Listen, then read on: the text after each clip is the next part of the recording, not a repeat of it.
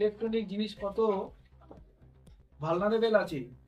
যে কোনো জিনিস এখন কেউ যদি চুরি করে যদি ভাবে আমি আত্মসাৎ করবো, পারবে না। ও মাটির নিচে থাকলেও কিন্তু ওকে আমরা রিচ আউট করে বের করবো। অতএব কেউ যেন কোনোভাবেই কোনো ইলেকট্রনিক গ্যাজেট বা এই মোবাইল ফোন, যেগুলো আমাদের ইলেকট্রনিক এখন হাইলি টেকনোলজি আছে, যুগ আছে, এগুলো যেন কেউ চুরি না করে। সবাইকে অ্যাওয়ার করবে যে আমরা আমাদের হারানো মোবাইল ফিরেছি। মোবাইল চুরি করে কেউ কখনোই লুকাতে পারবে না। রামপুরহাট থানা ও সাইবার ক্রাইমের বড় সাফল্য। হারানো 18টি মোবাইল ফেরত দিল এবং সাইবার শাখা উদ্ধার করল 73,000 টাকা। রামপুরহাট থানার পুলিশ সম্প্রতি একটি উল্লেখযোগ্য সাফল্য অর্জন করেছে। গত কয়েকদিনে থানার পক্ষ থেকে 18টি হারানো মোবাইল উদ্ধার করে তা তাদের প্রকৃত মালিকদের কাছে ফিরিয়ে দেওয়া হয়েছে। এটি এলাকাবাসীর মধ্যে ব্যাপক আলোচনা সৃষ্টি করেছে, কারণ বহুদিন ধরে হারানো মোবাইলগুলির সন্ধান পাওয়া যাচ্ছে। তবে রামপুরহাট থানার পুলিশ এসব মোবাইল উদ্ধার করতে সক্ষম হয়েছে এবং সেগুলি মালিকদের হাতে পৌঁছে দিয়েছে। এছাড়া রামপুরহাট মহকুমা সাইবার শাখাও একটি বড় সাফল্য অর্জন করেছে। সম্প্রতি তারা একটি সফল অভিযানে 73,000 টাকা উদ্ধার করেছে, যা সাইবার অপরাধীদের দ্বারা জালিয়াতির মাধ্যমে প্রতারণা করে আদায় করা হয়েছিল। পুলিশ সাইবার শাখার সহায়তায় এই অভিযানে সাফল্য পেয়েছে এবং বর্তমানে তারা ওই জালিয়াতি চক্রের মূল হোতা এবং অন্যান্য সংশ্লিষ্টদের বিরুদ্ধে তদন্ত চালাচ্ছে।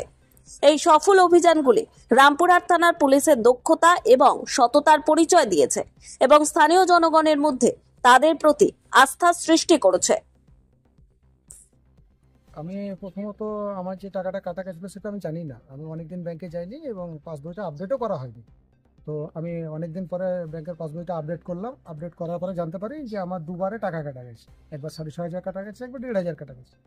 এবং আমি ম্যানেজারকে বলি, ম্যানেজার সাহেব বা আরেকটা স্টাফ ছিলেন ব্যাংকে, ওনারাই বললেন যে আপনি একটা সাইবার ক্যাফে গিয়ে একটা কমপ্লেন করুন। ওনারা আমাকে কাগজপত্র দিয়ে আমি ওনাদের কাছে গেছিলাম। ইনারা আমাকে ভরসা দিয়েছিলেন, সাইবারকে ভরসা দিয়েছিলেন যে আপনি বিশ্বাস রাখুন, আপনার টাকা অবশ্যই ফেরত আসবে। টাকা কি পেয়েছেন? হ্যাঁ, আমি অ্যাকাউন্টের মাধ্যমে পেয়েছি। কেমন লাগছে? অবশ্যই ভালো লাগছে এবং আমি ইনাদের কাছে অনেক কৃতজ্ঞ থাকবো। চাই আমি অনেক খুশি। কি নাম আপনার? আমার নাম এমডি রাজু শেখ। বাড়ি দুনিগ্রাম। এখন থাকি আমি রামপুরহাট 9 নম্বর ওয়ার্ডে। স্যার পুরো গ্যাস অফিসার ভিডিও কল দেখায়। আমার স্ত্রীকে বলে যে আপনার এরকম মানে পুরো নাম, ঠিকানা, আমার নাম, আমার অ্যাকাউন্ট নাম্বার, গ্যাস অফিসের নাম্বার, পুরো রামপুরহাট কোথায় গ্যাস নিয়েছে, মানে পুরো ঠিকানাটা, আমাদের বাড়ি কোথায়, আমাদের গ্রামের মেম্বার কে, সব বললো। বলার পরে বলে যে আপনাদের লকডাউনে কিছু টাকা ঢুকে নেই, তা সে টাকাটা নিতে চান, আর আপনাদের একটা বোনাস আছে গ্যাসে। নিয়ে বলে যে কত টাকা? নিয়ে একটা যা হোক টাকা বলেছিল, তো যে হ্যাঁ নিতে চাই। নিয়ে বলে যে একটা ওটিপি নাম্বার মানে টিপেন। আমি বলছি সেই টাকাটা টিপেন, মানে নাম্বারটা টিপেন, তাহলে কিন্তু টাকা ঢুকবে। নিয়ে বলো কত? না তো 1499 টিপো। তাহলে টিপার পরে বলে যে আচ্ছা টাকাটা আপনার প্লে করে দেখো, টাকাটা ঢুকবে। তখন যখনকে ফোনপে যখনকে প্লে করছে তখনকে টাকাটা চলে গেল। এবার বলছে ভাই টাকাটা গেল। তাই আপনি ভুল করেছেন, টাকাটা অন্য অ্যাকাউন্টে চলে গেল। কোন অ্যাকাউন্টে গেল? তাই পাঞ্জাব ন্যাশনাল ব্যাংকে চলে গেল। তবে টাকাটা তো আপনি পাঠালেন, ট্রান্সফার করালেন, এরকম কেন করছেন? ওটা বলার পরে সুইচ অফ করে দিল। আমি সঙ্গে সঙ্গে থানায় এলাম। থানা থেকে আমাকে সাইবার ক্রাইমে পাঠালো।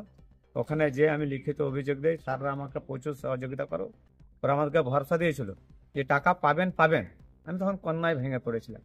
তারপর আমি 45 দিনের মাথাতে আমি টাকা পেয়েছি। এখন তাদের কাছে প্রচুর ধন্যবাদ, আমি প্রচুর খুশি।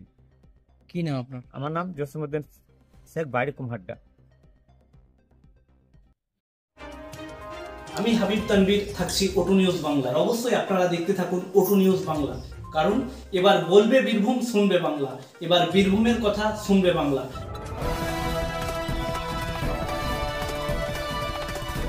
আপনারা দেখছেন ওটু নিউজ বাংলা। এবার বলবে বীরভূম, শুনবে বাংলা।